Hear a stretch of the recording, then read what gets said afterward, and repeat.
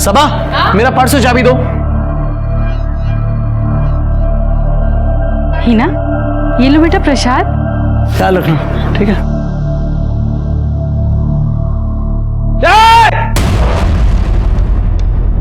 अपना ढोंग ना अपने पास रख।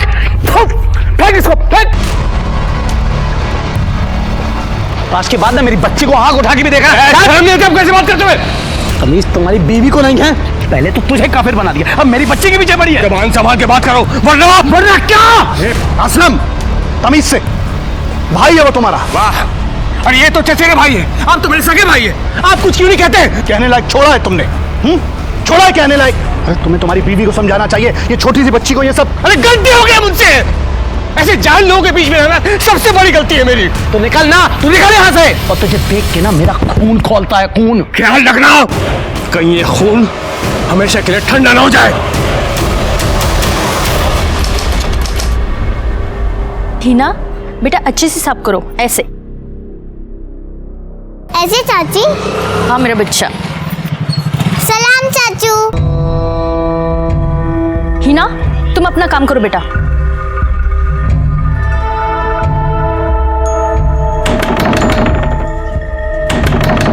अरे आ रही हूँ बाबा। कितना टाइम लगाती हो तुम? किचन में थी ना। क्या कुछ भूले क्या? अरे मेरा बटुआ कहीं मिल नहीं रहा है, आधे रास्ते से आना पड़ा मुझे। तो यहीं कहीं होगा ना। देखो तुम भी देखो। हाँ भूल गया मैं। अरे कहाँ रख दिया मैंने? सुनो, मैं कमरे में देखता हूँ, ठीक है? हाँ। तुम यहाँ ढूंढो। पोस्टमैन।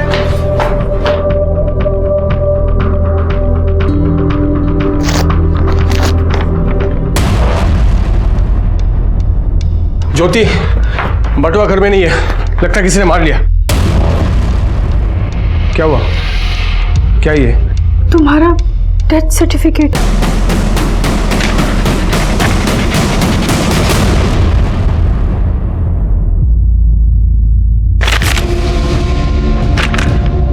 क्या है ये सब? हाँ, किसने किया ये सब? मुझे डेथ सर्टिफिकेट भेज दो, मुझे।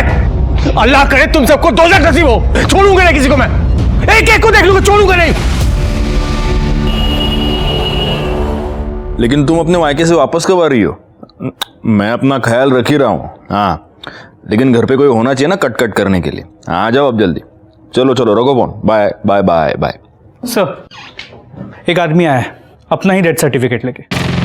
क्या? साहब देखिए साहब, किसी ने मेरे नाम का डेथ सर्टिफिकेट भेजा है साहब। ये तो नकली है। इस पे यहाँ पे एक स्टैंप होना चाहिए, वो स्टैंप नहीं है। और डेट देखो, 1 महीने बाद की डेट डाली है। साहब मैं जानता हूँ किसने किया साहब, ये ना उस मुजाहिद का काम है साहब। उसे कसम खाई हुई है साहब, मुझे चैन से जीने नहीं देगा। क्यों?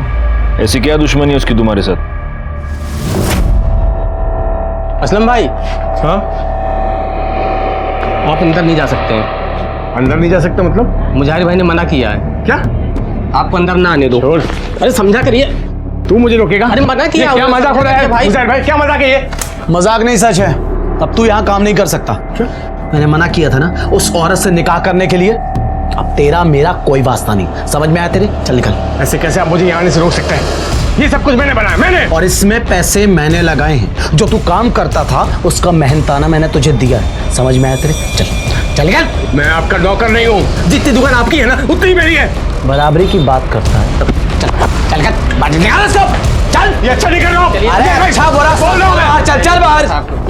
सब जब से मैंने ज्योति से निकाह किया, जबरदस्ती का पकड़ ले रहा मुझसे, और तो मेरा किसी बटुआ मार लिया साहब। तो उसकी कंप्लेंट लिखवाई है? नहीं सर, देखिए सर, पहले बटुआ, फिर ये डेथ सर्टिफिकेट, ये हो क्या रहा साहब? सर, ये माटुंगा पोस्ट ऑफिस से पोस्ट किया गया। साहब मैं कह रहा हूँ साहब, ये उस मुजाहिद का काम है साहब। ये उसका धमकी देने का तरीका है साहब, मैं बोल रहा हूँ। आपको लगता है आपकी जान को खतरा है? तो और क्या साहब? मतलब हो भी सकता है साहब। कंप्लेंट लिखवानी उसके खिलाफ? हाँ साहब। गायकवाड़, तकरार नंदनगंज, जाइए जाइए। नमस्कार, मैं senior inspector Rajesh Jadhav, crime petrol Dastak के आज के इस भाग में आप सबका स्वागत करता हूं। मेरे पुलिस करियर में मैंने कई तरह के केसेस सॉल्व किए हैं, लेकिन ऐसा पहली बार हुआ था कि एक इंसान अपना ही डेथ सर्टिफिकेट लेके मेरे पास आया था। असलम बहुत ही परेशान था और परेशान होने की सारी वजहें उसके पास थी। क्या ये एक मजाक था या फिर एक धमकी या होने वाले अपराध की दस्तक? जब यह केस मेरे पास आया तब मैं नायगांव पुलिस स्टेशन में पोस्टेड था और इस केस को सुलझाने की जितनी कोशिश हम कर रहे थे ये केस उतना ही उलझता चला जा रहा था। सर माटुंगा पोस्ट ऑफिस से कोई इन्फॉर्मेशन नहीं मिल पाई। बाहर जहाँ पोस्ट बॉक्स है वहाँ पे कोई सीसीटीवी कैमरा है नहीं और वहाँ काफ़ी लोग आते जाते हैं, तो किसी ने ध्यान नहीं दिया। उस मुजाहिर के बारे में कुछ पता चला? सर उसके घर गए थे, उसकी बीवी ने कहा कि वो वडोदरा गया हुआ है। वडोदरा? नमस्कार नायगांव पुलिस स्टेशन। क्या आप कौन बोल रहे हैं? हेलो हेलो बोलिए। सर सर सर सर अभी अभी किसी का फोन आया था, वो बोला कि पुलिस स्टेशन में बॉम्ब है। क्या? गायकवाड़ एक काम करो, बॉम्ब स्क्वाड को तुरंत फोन लगाओ। कर दे, पुलिस स्टेशन रिकामा करा, विदाउट पैनिक सबको बाहर निकालो। हाँ सर, चलो सब लोग बाहर चलो। चलो चलो बाहर चलो। अरे चलो निकलो मैडम, बाहर चलो, बाहर निकलो। Hello, bomb squad?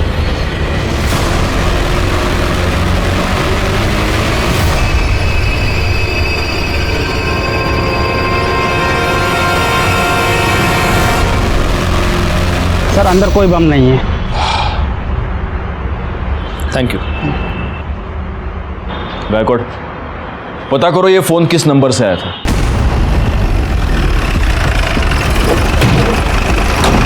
सर इसी होटल के नंबर से फोन आया था।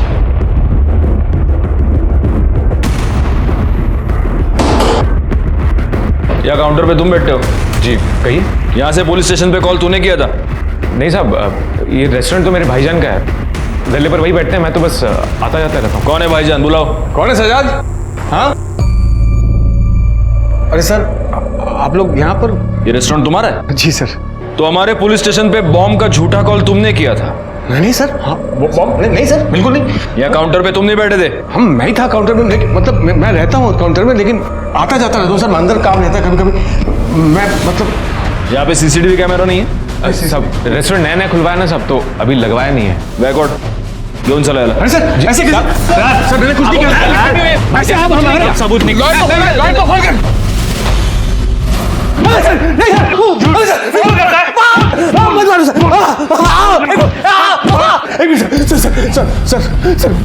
मैंने कुछ नहीं किया सर, अब मेरी बात का यकीन कीजिए। मैं रेस्टोरेंट में था जरूर, लेकिन मैं किचन के अंदर था सर, जो उसी बीच में कोई और आके किया होगा। सब मुझे का शॉप आगे ही सब, जब मैं रेस्टोरेंट में के अंदर किचन में गया होगा सब, तो आकर कॉल किया होगा सब। मैं सच बोलता हूँ। तू बात बात पे मुजाहिर का नाम लेता है? हाँ, सबसे पहले तो अपना एक झूठा डेथ सर्टिफिकेट लेके हमारे पास आया, उसके बाद पुलिस स्टेशन में झूठा कॉल करता है कि इधर बॉम्ब है। हाँ, तेरे क्या हम क्या उल्लू लगते हैं क्या? गायकवाड़ इसको तब तक मारो जब तक ये सच ना बोले। मारो इसको। इसका छोटा भाई जमानत करवाने आया है। अगली बार पुलिस के साथ मस्करी नहीं, समझा ना? चलो निकलो।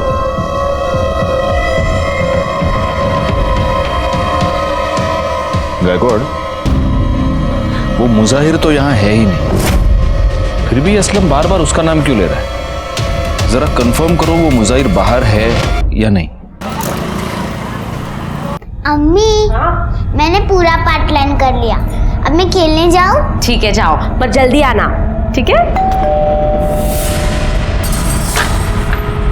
सब आप? मुजाहिर, आपको बताया तो था कि वो वडोदरा गए हैं। हमें आपके घर की तलाशी लेनी है। आप ऐसे तलाशी नहीं ले सकते। सर्च वारंट और कर ले, पूरा घर चेक करो। सर सब क्या हुआ? भाभी देखिए ना, ये घर की तलाशी ले रहे हैं और बार बार इन्हीं के बारे में पूछ रहे हैं। सर वो घर में नहीं है। मुजाहिर का नंबर दो। नंबर क्या? बोलो नंबर। सर मुजाहिर की बीवी का कहना है कि वो बड़ौदा गया है, और जब परसों मुजाहिर का फोन स्विच ऑफ हुआ था उसकी मोबाइल की लोकेशन मुंबई की थी। बीवी कह रही है कि वो बड़ौदा गया है और मोबाइल की लोकेशन मुंबई में थी। कहीं सच में ये मुजाहिर असलम को फंसाने की कोशिश तो नहीं कर रहा?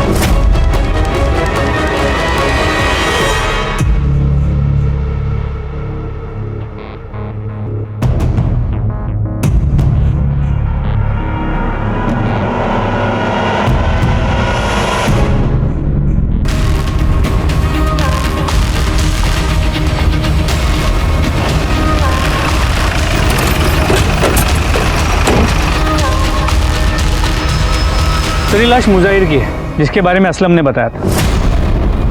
क्या? जी सर, इसके पॉकेट से इसका ये फ़ोन भी मिला है।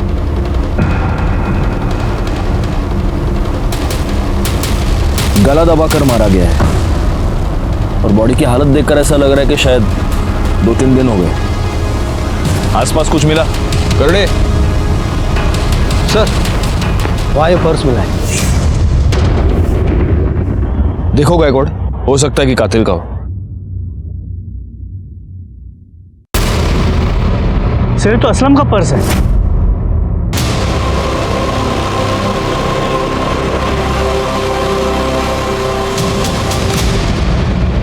अरे वो सिवैया बनाई थी, हिना को बहुत पसंद है ना, इसलिए। तुझे क्या हुआ? तू इतनी परेशान क्यों है? अरे कुछ समझ नहीं आ रहा है। एक तो इनका फोन नहीं लग रहा है और बार बार पुलिस भी चक्कर लगा रही है। तू परेशान मत हो, कर देंगे वो फोन।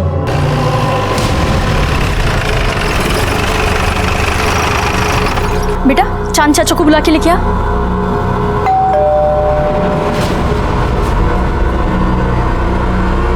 क्या बात है सर? ये वॉलेट तुम्हारा है?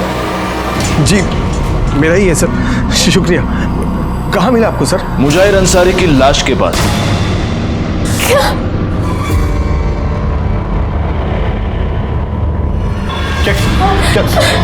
क्या मतलब इंस्पेक्टर सर? मतलब ये है कि मुजाहिर अंसारी का मर्डर हो चुका है और इसका वॉलेट उसकी लाश के पास मिला। यूं चला सर सर मैंने कुछ नहीं किया सर। इन्होंने कुछ नहीं किया। भाईजान कुछ सच बोलो सर, मैं कुछ नहीं किया। चलो चलो चलो।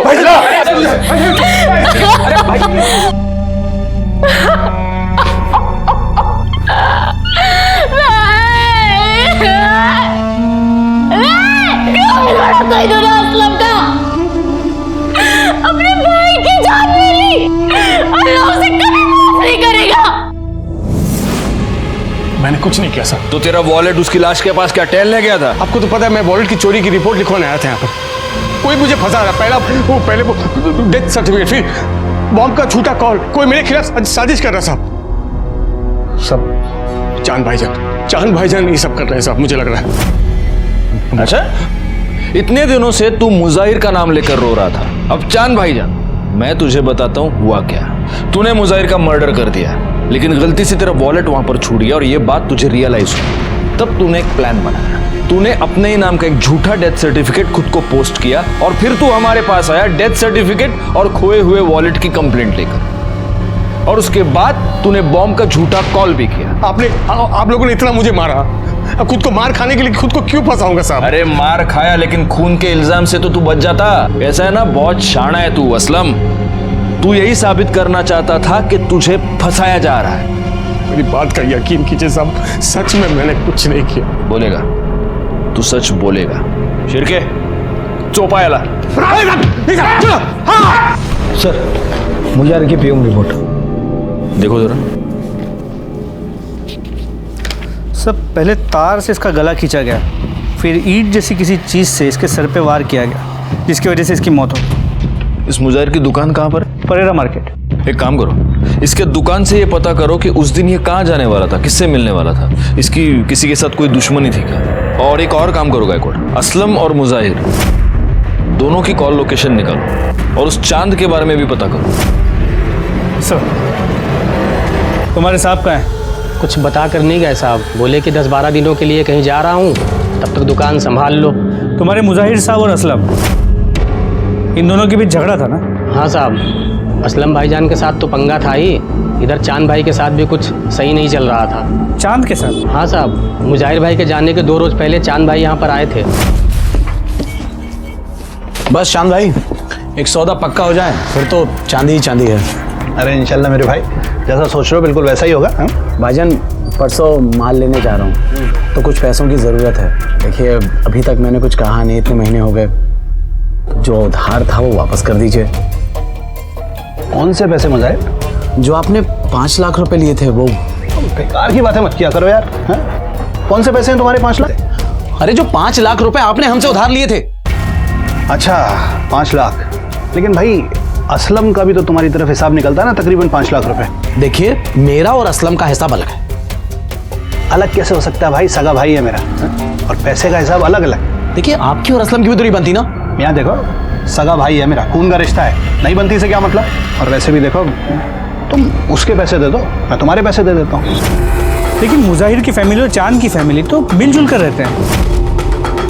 हाँ तो मुजाहिर भाई का चांद भाईजान के अलावा था ही कौन यहाँ। और वैसे भी वो महीने में 15 दिन तो गायब रहते थे। अब ऐसे में बीवी और बच्ची को एकदम से अकेला नहीं छोड़ सकते थे ना। सर मुजाहिर और असलम के कॉल रिकॉर्ड्स। सर मुजाहिर के नंबर पे पिछले कुछ दिनों से इस नंबर से रेगुलरली कॉल्स आ रहे हैं और ये नंबर भी असलम के नाम पे ही रजिस्टर है, जो उसने कुछ दिनों पहले खरीदा। और फिलहाल ये नंबर स्विच्ड ऑफ। सर इसके अलावा असलम का ये जो पुराना नंबर है, असलम ने 1 महीने पहले इसकी एक डुप्लीकेट सिम बनवाई।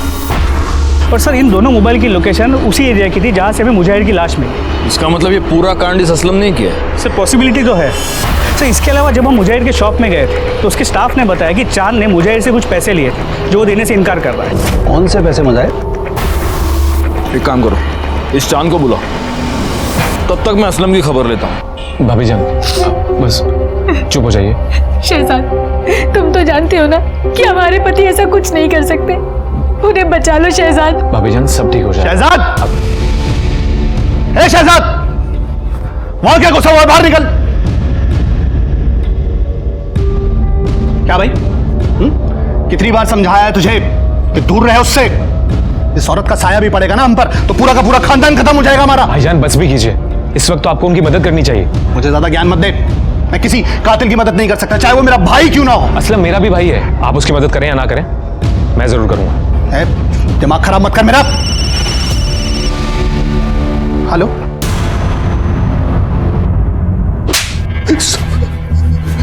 तूने 1 महीने पहले अपने सिम कार्ड की कॉपी बनवाई थी? हाँ सर, वो मेरा पुराना फोन चोरी हो गया था। और तूने एक नया नंबर भी लिया था जिस नंबर से तूने मुजाहिर को फोन किया? नहीं सर, नहीं? तो वो सिम कार्ड तेरे नाम पे कैसे? वही तो सर, मुझे खुद नहीं पता सर कैसे। तुझे कुछ भी नहीं मालूम होता असलम? हाँ, तुझे ये तो पता है ना कि उस दिन तू वहां गया था क्योंकि तेरे मोबाइल की लोकेशन उसी जगह की है जहां पर हमें मुजाहिर की बॉडी मिली। क्या करने गया था उधर? साहब वो बहुत दिनों से मुझे एक आदमी का फोन आ रहा था, अफजल शेख नाम का। वो मेरे साथ मिलकर रेस्टोरेंट खोलना चाहता था तो उसने मुझे वहां बुलाया था सर। तो वो तेरा अफजल शेख मिला तेरे को? नहीं साहब, मैं बहुत देर तक उसका इंतजार किया लेकिन वो वहां पर आया नहीं सर। कौन से नंबर से आया था फोन? लैंडलाइन नंबर से। कर दे, ऐसा फोन दे। दिखा, तेरे फोन में दिखा कौन सा नंबर है, दिखा। ये सर इसका बड़ा भाई चांद है।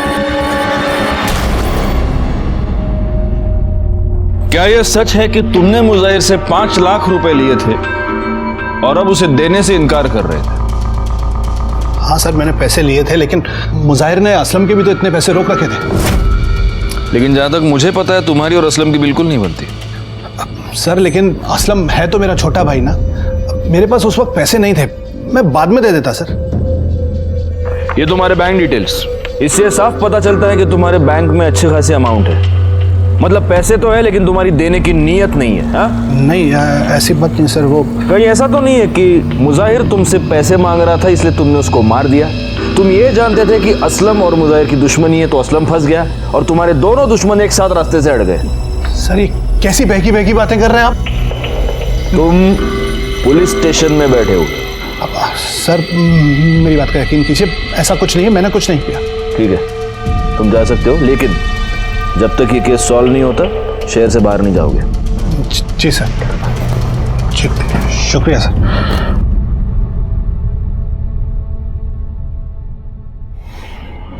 सर असलम था छोटा बवाल है, उसकी जमानत करवाने। सब ठीक हो जाएगा, आप ज्यादा सोचिए मत।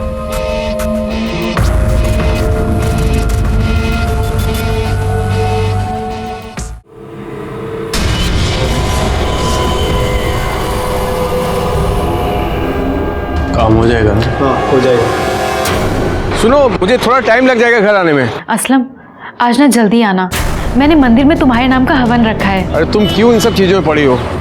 तुम देखो मेरी बात सुनो। अरे ऐसा कुछ नहीं है। मैंने कहा था ना किसी की बुरी नजर है तुम्हारे ऊपर। देखिए मैंने ही बुलाया आप लोगों को। कोई मारना चाहता ही नहीं और आप लोग की इन्हीं पे शक कर रहे हैं। एक मिनट असलम, तुमने हमें वो जो लैंडलाइन नंबर दिया था, वो अफजल शेख, वो तो माहिम के किसी पीसीओ का नंबर है। सब सच में मुझे कुछ नहीं पता। अब खुद देखिए, कोई मुझे मारना चाहता है। कैसे हुआ ये सब? साहब हॉस्पिटल के पास ही एक्सीडेंट हुआ, और वो तो अल्लाह का शुक्र है साहब कि कोई आदमी समय रहते यहाँ पहुंचा गया। बहुत चोट तो नहीं लगी है तुम्हें? कहीं ऐसा तो नहीं कि खुद अपना एक्सीडेंट करवा लिया तुमने? सब अगर मैं मर जाता ना इस हादसे में, तब आपको यकीन होता कि कोई मेरे साथ खेल खेल रहा है। नहीं नहीं, अब वो तुम्हारा मुजाहिर तो रहा नहीं।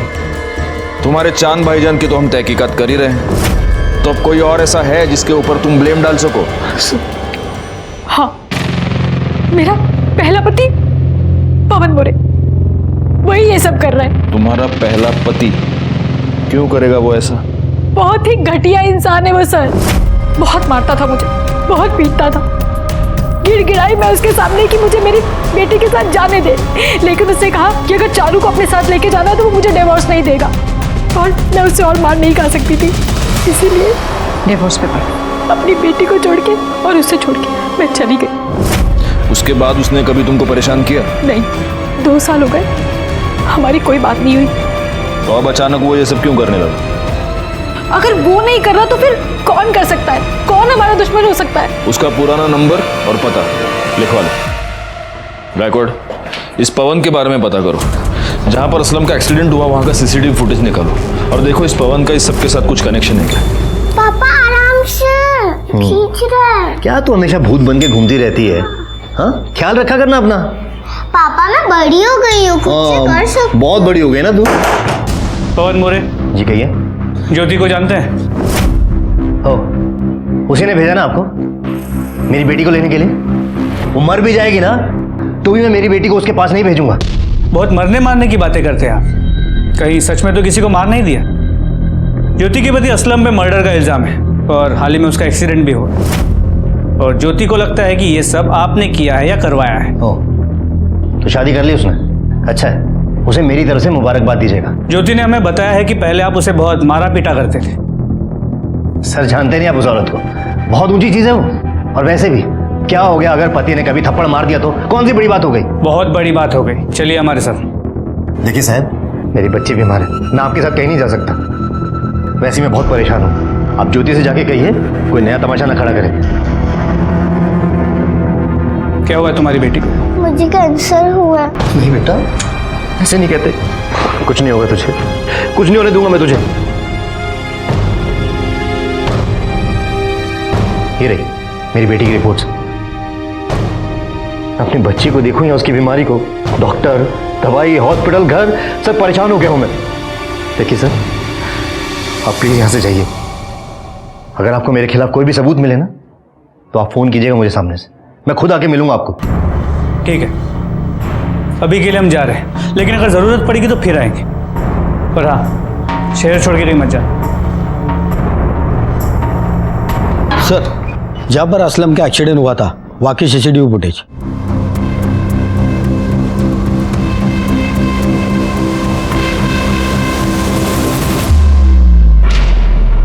इसका मतलब इस गाड़ी वाले ने असलम को जानबूझकर ठोका है। कर दे, ये गाड़ी का नंबर ले लो और आरटीओ से पता करो ये गाड़ी है किसकी। सर मैं पवन से मिलकर आया और उसके बारे में उसके एरिया में पूछताछ भी की। ये पवन मोरे आदमी कैसा है? खूब किरकिर करतो साहब, तो छोटी छोटी बातों में पंगा लेता रहता है। उसका अपनी बेटी के साथ रिश्ता कैसा है? बेटी तो जान है उसकी। उसी बेटी के लिए यहाँ के बच्चों के साथ हमेशा लड़ता रहता है। वैसे वो काम क्या करता है? सर वो सॉफ्टवेयर इंजीनियर है और अंधेरी में उसका ऑफिस है। सर उसकी बेटी को कैंसर है, मैंने इस बात को डॉक्टर से क्रॉस चेक भी किया। हाँ, उसकी बेटी चारू को कैंसर है, उसका ट्रीटमेंट पिछले 1 महीने से मेरे पास ही चल रहा है। तो उसने कहा है कि अगर उसके खिलाफ कोई भी सबूत मिलता है वो खुद पुलिस स्टेशन आ जाएगा। अगर इस सब में उसकी इन्वॉल्वमेंट है तो सबूत तो जरूर मिलेगा, नजर रखना उस पर। सर मैंने गाड़ी के बारे में आरटीओ से पता किया, वो गाड़ी किसी अमित की है। उसके घर जाके देखा तो वो घर में नहीं था और उसका फोन भी बंद आ रहा है। गायकवाड़, इसका नंबर सर्विलेंस पे डाल दो और जैसे ही ऑन हो उठा लो उसको।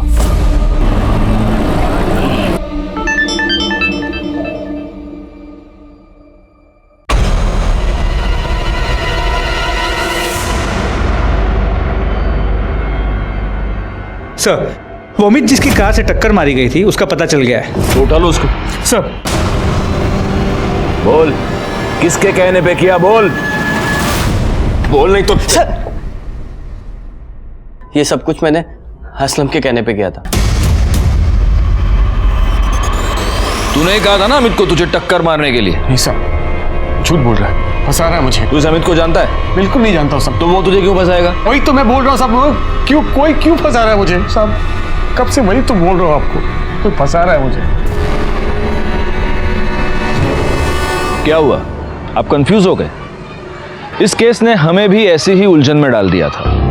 शक की सुई बार बार असलम की तरफ घूम रही थी और असलम बार बार यही कह रहा था कि उसने कुछ नहीं किया, उसे फंसाया जा रहा है। यह बात साफ नहीं हो पा रही थी कि क्या वाकई असलम ने यह सब कुछ किया था या किसी और ने असलम को फंसाने के लिए यह सब कुछ किया था और वही मुजाहिर का असली कातिल था।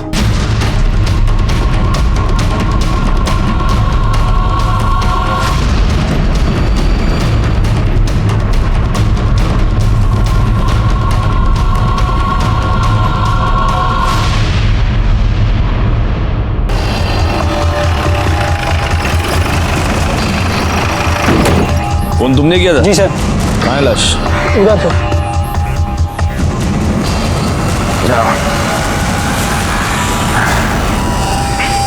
निकालो बाहर। सबसे पहले तुमने देखा था बॉडी? जी सर, मैं यहाँ से निकल रहा था तो बदबू बहुत आ रही थी तो मैंने देखा तो यहाँ लाश था। गायकवाड़, लगता है किसी जानवर ने इस बॉडी को खोद के निकाला है। जरा आसपास भी देखो, कुछ मिलता है क्या?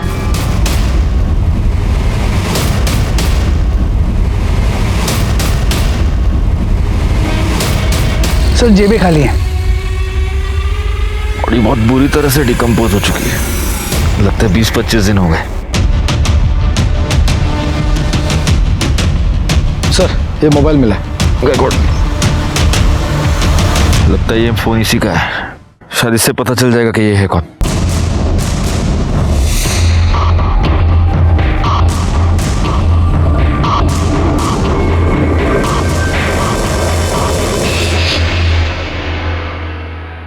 सर, शमशान के पास जो डेड बॉडी मिली थी उसकी पोस्टमार्टम रिपोर्ट के मुताबिक ये बॉडी किसी 30 से 35 साल के आदमी की है। मौत की वजह सर पे किसी भारी चीज़ से वार किया जाना है। सर, स्कल फ्रैक्चर हुआ और मौत को करीब 1 महीना हो चुका है। सर, इसके अलावा एक इम्पॉर्टेंट बात ये भी पता चली है कि इस बॉडी के पास जो फ़ोन मिला था वो असलम का था। सर, ये वही फ़ोन है जो उसने कहा था कि चोरी हो गया और जिसके लिए उसने डुप्लीकेट सिम बनवाई थी। असलम का फ़ोन? जी सर। इससे तो अब ये क्लियर हो जाता है कि ये दोनों मर्डर असलम ने किए। गायकवाड़, जरा सोचने वाली बात है। एक आदमी किसी का खून करके अपना मोबाइल फोन वहीं पे छोड़ के चला जाता है और ऐसी गलती वो एक बार नहीं बार बार करता है। ये कैसे पॉसिबल है? कहीं सच में ऐसा तो नहीं कि कोई असलम को फंसाने की कोशिश कर रहा है? और अगर ऐसा है तो जो असलम को फंसाने की कोशिश कर रहा है उसी ने ये 2 मर्डर्स किए। सबसे पहले तो हमें ये पता लगाना होगा कि ये लाश किसकी है। एक काम करो, जहां पे लाश मिली उसके आसपास के सारे पुलिस स्टेशंस में ये पता करवाओ कि क्या पिछले 1 महीने में इस एज ग्रुप के किसी बंदे की मिसिंग कंप्लेंट आई है। हमें ये तो पता चले कि आखिर वो है कौन जो असलम को फंसा रहा है।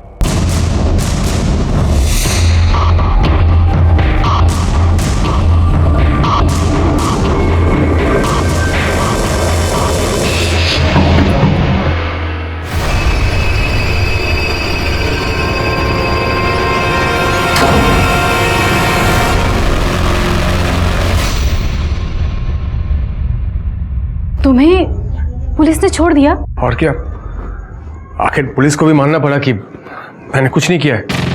हाँ, मैं तो जानती ही थी कि तुम बेकसूर हो।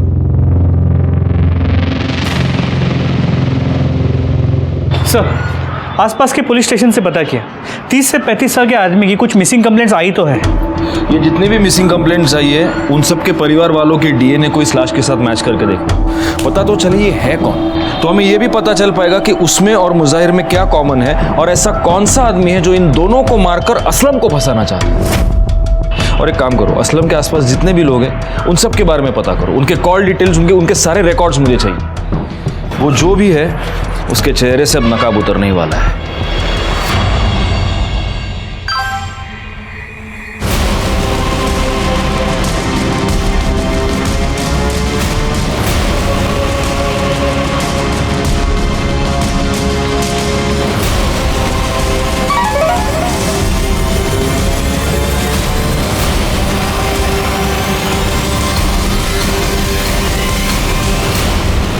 सर असलम के आसपास जितने भी लोग रहते हैं सबकी मोबाइल लोकेशन रिकॉर्ड चेक किए।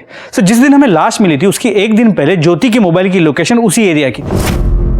ज्योति वो वहां क्या करने गई थी? इस पूरे केस में हमारा ज्योति पर कभी ध्यान गया ही नहीं गायकवाड़। सर वो असलम के लिए इतनी परेशान रहती थी कि कभी ऐसे लगा ही नहीं। और सर समझ में ये नहीं आ रहा है कि वो ऐसा करेगी क्यों। ये तो अब हमें वही बताएगी। चलो सर, ज्योति के न्यूड फोटो सर्कुलेट हो रही है, ये देखिए। क्या?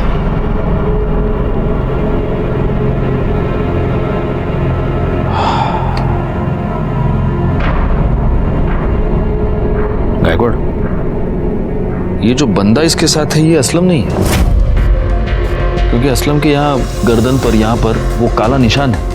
देखो इस बंदे के यहाँ तो उसे कुछ भी नहीं है।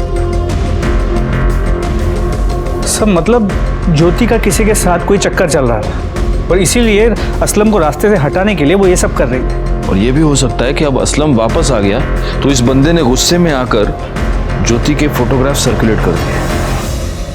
अब तो इस ज्योति से मिलना ही होगा। चलो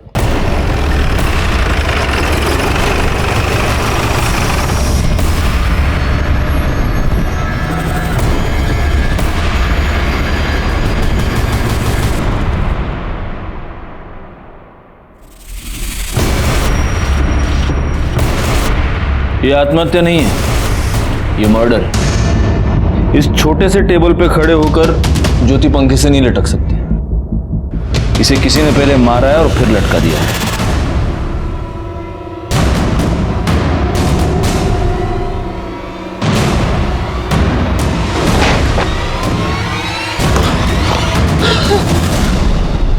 ज्योति! ज्योति!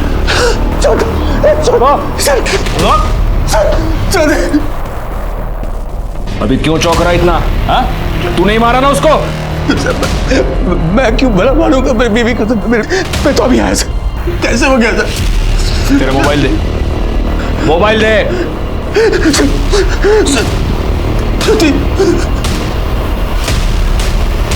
ये देख, इसलिए मारा तूने तेरी बीवी को। जो पहले 2 मर्डर्स हुए उसमें मुझे तुझ पर सिर्फ शक था, लेकिन यहां मुझे यकीन है कि ज्योति का मर्डर तूने ही किया है। मैं नहीं मारा सर, मैं तो अभी आया सर। और ये फोटोज मैंने पहले मैं देख चुका था सर। इसी सिलसिले में ज्योति से बात करने आया था यहाँ आकर। कैसे हो गया सर ये? गायकवाड़ येऊन चला ज्योति का मोबाइल कहाँ है? मुझे नहीं पता सर। मुझे सर मेरी बीवी मरी है सर। चला घेऊन जाला। सर सर मत कीजिए सर। घेऊन जा। सर मेरी बीवी सर। घेऊन जा। सर कैसे सर ऐसा कैसे कर सकते हैं आप लोग? गायकवाड़, बॉडी को पोस्टमार्टम के लिए भेज दो और पूरे घर की अच्छे से तलाशी लो। हो सर। हमें ज्योति पर शक था और अब हमारे हाथ ज्योति की लाश लगी थी। एक के बाद एक ये तीसरा मर्डर था और इन तीनों मर्डर्स के साथ कहीं ना कहीं असलम जुड़ा हुआ था। जहां हमें दूसरे आदमी की डेड बॉडी मिली थी, उस शमशान के पास ज्योति का जाना इस बात की ओर इशारा कर रहा था कि उस कातिल से ज्योति मिली हुई थी। लेकिन अब उसकी हत्या के बाद इस बात को कंफर्म करना बहुत ही मुश्किल हो गया था। ये तेरी मोबाइल की लोकेशन डिटेल्स। हम तेरे घर पहुंचे उसके आधे घंटे पहले तू खुद अपने घर गया था या नहीं? क्या करने गया था? अपनी बीवी को मारने गया था ना? नहीं साहब, ज्योति का मुझे फोन आया था और वो बहुत परेशान लग रही थी तो मैं घर गया था उससे मिलने। क्या हुआ ज्योति? तू फोन पर इतनी परेशान क्यों लग रही थी? मैं तुम्हें कुछ बताना चाहती हूँ असलम। हाँ बोलो। मुझसे कुछ बहुत बड़ी गलती हो गई है, पता नहीं कैसे, इसलिए मैं तुम्हें बात बताना चाहती हूँ। हाँ बोलो ना ज्योति, क्या हुआ क्या है? हाँ 1 मिनट। हाँ बोलो। क्या? एक काम करो, तुम उसको रोको, मैं अभी आता हूँ। अभी आता हूँ मैं, ठीक है? ज्योति वो रेस्टोरेंट से फोन था, कोई कस्टमर हंगामा कर रहा है तो मुझे जाना पड़ेगा। मैं तुरंत वापस आ जाऊंगा, ठीक है? हाँ तुम ख्याल रखना अपना। जब मैं अपने रेस्टोरेंट के बाहर पहुंचा तो मुझे वो फोटोज मिले। वो फोटो देखकर मैं बहुत गुस्सा हो गया। मैं घर वापस लौटा साहब। जैसे मैं घर पहुंचा तो आप लोग घर पर थे साहब। मैं उससे पूछ भी नहीं पाया साहब कि उसको क्या परेशानी थी साहब। उसने ऐसा क्यों किया, मैं पूछ नहीं पाया साहब। मुझे कुछ पता नहीं साहब ये क्या हो रहा है मेरे साथ। क्यों हो रहा है, कौन कर रहा है साहब? सब कुछ मैं पता करना चाहता था साहब, ये सब कुछ पता करना चाहता, इसलिए मैंने वो जासूस को पैसे भी दिए साहब। काम हो जाएगा, हो जाएगा, लेकिन कुछ पता नहीं चला। ये सब तेरे बहाने हैं। तूने अपनी बीवी का मर्डर किया और अब तू कहानियां बना रहा है। सब बसों डेवायला सर, ज्योति की पोस्टमार्टम रिपोर्ट। पहले उसे गला दबा के मारा गया और फिर उसकी बॉडी को टांग दिया गया था। तो उसके नाखूनों में किसी के स्किन फ्रैगमेंट्स मिले। उसका डीएनए असलम के साथ मैच करो और बाकी सबके कॉल रिकॉर्ड्स मुझे दोबारा ला कर दो। सर, ज्योति के नाखूनों में जो स्किन के फ्रैगमेंट्स मिले थे उसके डीएनए रिपोर्ट। सर, रिपोर्ट के मुताबिक उसका डीएनए असलम के डीएनए के साथ करीब करीब 50% मैच होता है। मतलब ये जो कोई भी है असलम का फैमिली वाला है। और शायद मैं जानता हूं कि वो कौन है। कब से चल रहा था तुम दोनों का चक्कर? सब ज्योति भाभी मुझे शुरू से ही बहुत अच्छी लगती थी और शायद भाभी जान ये बात जानती थी और तभी वो मुझसे खुद मिलने आई। मैं अपने असलम को बहुत प्यार करती हूँ और ये सब मैं सिर्फ उसी के लिए कर रही हूँ। किसी और के ऊपर भरोसा कर नहीं सकती, सिर्फ एक तुम हो जिसके ऊपर मैं भरोसा कर सकती हूँ। ये सब आप क्या बोल रही हैं? वो सब मैं नहीं बता सकती, लेकिन बस इतना जान लो कि ये सब एक बार के लिए है। पूरा टाइम रोती रही, बोलती रही कि वो फिर से मुझसे कभी मिलने नहीं आएंगी। इसलिए तूने उसकी फोटो निकाली ताकि तू उसे ब्लैकमेल कर सके और उसे दोबारा बुला सके। सर फोटो मैंने नहीं निकाली साहब। झूठ बोल रहे हो तुम। तूने उसकी फोटो निकाली ताकि तू उसे ब्लैकमेल कर सके, लेकिन ज्योति नहीं मानी तो गुस्से में आकर तूने वो फोटो सर्कुलेट कर दी। लेकिन बाद में तुझे डर लगने लगा कि अगर ज्योति ने ये बोल दिया तो तू फंस जाएगा और इसलिए तूने ज्योति को मार डाला। ज्योति भाभी को मारना नहीं चाहता था साहब। अब बोल। चांद भाई बहुत नाराज थे। बदसात औरत, हमारे खानदान का नाम मिट्टी में मिला दिया तूने। कौन था वो? कौन था वो जिसके साथ मुंह काला किया तूने? बोल, नाम बता उसका। नाम बता। कौन था? बोल, कौन था? बोल, किसके साथ मुंह काला करा? जल्दी बोल। बेशरम है ये, बेशरम। जवाब क्यों नहीं दे रही?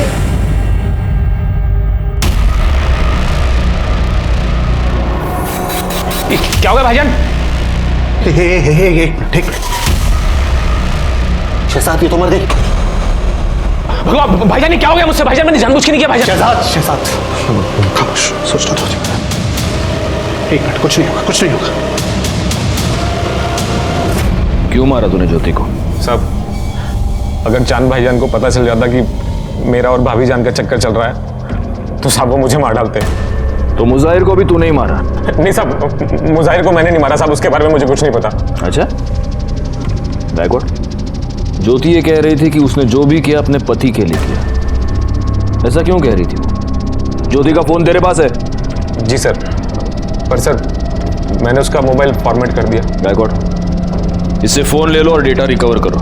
देखो उससे कुछ मिलता है क्या, और उस चांद को भी अरेस्ट करो। गाड़ी टकाला। उन्होंने कुछ नहीं किया है, छोड़ो।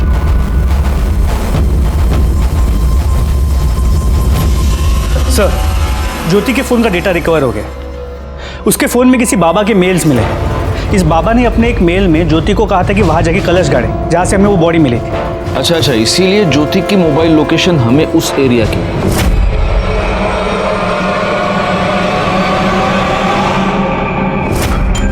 और जब ज्योति वहां से कलश गाड़ के निकली तब इसी आदमी ने उस गड़ी हुई लाश को थोड़ा सा बाहर निकाला होगा।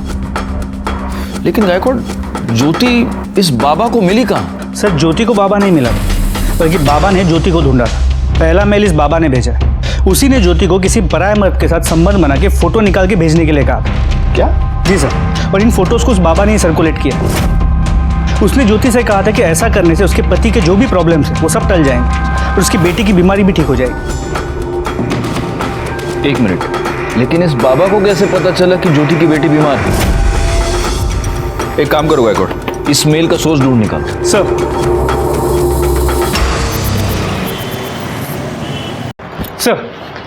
ज्योति को जो मेल्स आए थे काफी डाइवर्ट होके आए थे, इसलिए ओरिजिनल सोर्स का पता नहीं लग पा रहा। देखो, असलम तो ये कर नहीं सकता क्योंकि असलम हमारी कस्टडी में था। ज्योति मर चुकी है और शहजाद और चांद का भी ये कहना है कि मुजाहिर की मौत के साथ उनका कोई लेना देना नहीं। इसका मतलब गायकवाड़ अब एक ही आदमी बचता है।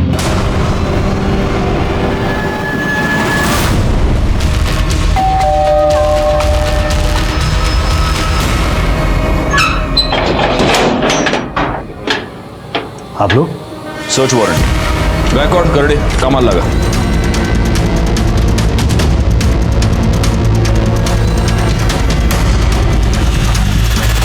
सर, बच्ची की मेडिकल रिपोर्ट। सर बोला ना मेरे घर में आपको कुछ नहीं मिलेगा। सर, इसका लैपटॉप। चलो, ये है तेरे लैपटॉप का डेटा। तू सॉफ्टवेयर इंजीनियर है ना? ज्योति को वो सारे मेल्स तूने ही भेजे थे ना? हाँ सर, मैं मानता हूँ मैंने ही ज्योति को बाबा बन के मेल्स किए थे। तेरी बेटी चारू, उसको कैंसर है ही नहीं। तूने हमसे भी झूठ बोला और डॉक्टर से भी, है ना? हमने लैब से पता कर लिया। हाँ सर, मानता हूँ। तो अब ये भी मान ले कि ये सारे खून भी तूने किए। खून? नहीं सर, मैंने किसी का कोई खून नहीं किया। अच्छा, करड़े घेऊन या। बोल रहे, जानता है क्या इसको? हाँ सर, इसी आदमी ने मुझे पैसे दिए थे असलम को उड़ाने के लिए। नहीं सर, सर बता दो सर। हाँ सर, मैं मानता हूँ मैंने ही असलम को फंसाने के लिए ये सब कुछ किया। सबसे पहले मैंने असलम का मोबाइल चोरी करवाया, फिर एक अनजान आदमी को मारकर गाड़ दिया और असलम का मोबाइल भी वहीं छोड़ दिया। उसकी लाश को मैंने ज़्यादा अंदर गाड़ा नहीं था, ऊपर ही रखा था ताकि लोगों की उस पर नज़र पड़ जाए और असलम फंस जाए। लेकिन उस लाश की तो किसी ने खबर भी नहीं ली। फिर मैंने मुजाहिर को अपना टारगेट बनाया, जिसका असलम से पहले से ही झगड़ा चल रहा था। फिर असलम का पर्स चोरी करवाकर उसकी ID कार्ड से एक नया नंबर लिया और मुजाहिर को कॉल करके कपड़ों के बिजनेस के सिलसिले में एक जगह पर बुलाया और कहा कि बिजनेस के सिलसिले में बड़ौदा जाना है, और वो मान भी गया। बड़ौदा के लिए ये कौन सी रोड है? क्या हुआ पवन भाई? गाड़ी पंचर हो गई। अच्छा, मैंने ही आप लोगों को असलम के रेस्टोरेंट से फोन करके बोला आपके पुलिस स्टेशन में बॉम्ब है। ये सब क्यों किया तूने? ज्योति के लिए। हम अकेले जिंदगी कट नहीं रही थी मुझसे। दूसरी शादी करने की कोशिश की लेकिन नहीं हुई। अकेला बाप कब तक एक बच्ची को संभालेगा? मैंने सोचा ज्योति को अगर गैर मर्द से रिलेशन बनाने को बोलूंगा तो थक हार के वो मेरे पास ही आ जाएगी। अब मेरे अलावा उसका था भी कौन जिससे वो ये गलत काम करती?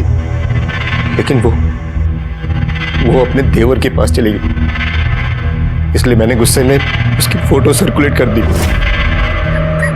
तेरे इस चक्कर में तूने अपनी बच्ची से उसकी मां भी छीन ली और उसका बाप भी, और मुजाहिर की बेटी को भी यतीम कर दिया। इसके खिलाफ चार्जशीट फाइल करो।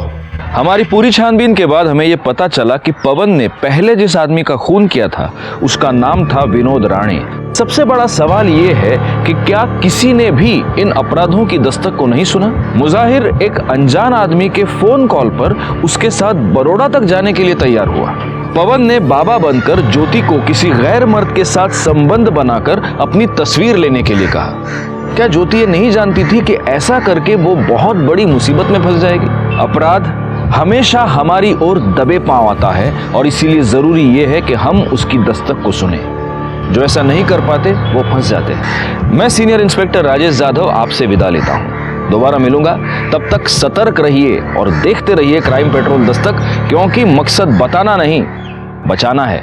जय हिंद।